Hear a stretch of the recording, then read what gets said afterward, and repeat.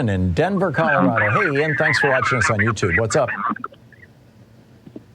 Hey there, thanks for taking my call. I appreciate that. So I've listened.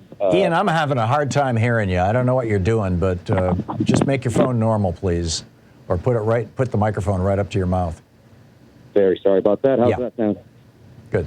So, like many of your listeners and watchers, I've listened to many episodes where we discuss all about the fear-based campaign, the fascist cult, as you rightly put it, calling for a violent civil war in America. What I want to know are your thoughts about possible solutions to prevent such things from occurring. Call it preventive disarmament or, whatever you want to call it. But I'd love to know what you would suggest Americans do on an individual or maybe even a systemic level so as to perhaps prevent the worst possible case from occurring.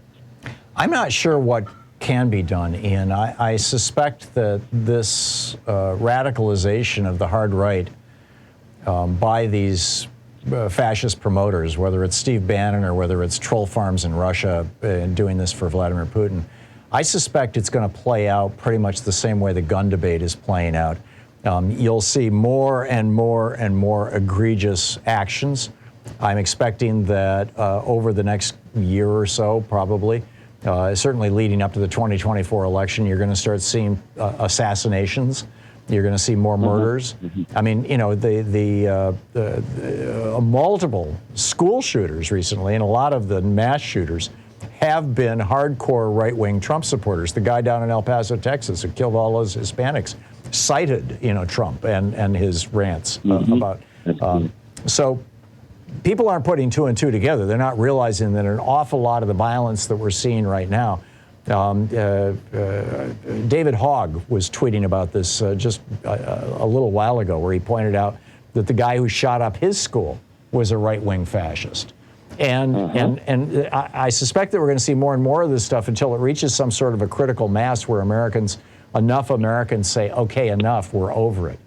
But right now, people aren't putting two and two together. They're not connecting the violence that's happening with the promotion of violence by Republican candidates who are using guns in their political commercials, and the militias that are growing, the white supremacist militias. They're just not putting two and two together. And by and large, they're not doing that because the media is not doing that for them.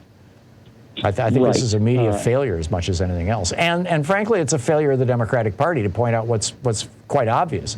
I mean, you got Jamie Harrison, who's the chair of the Democratic Party, going on television, coming on this program, and calling the Republicans fascists, saying that they are embracing fascism, which is true.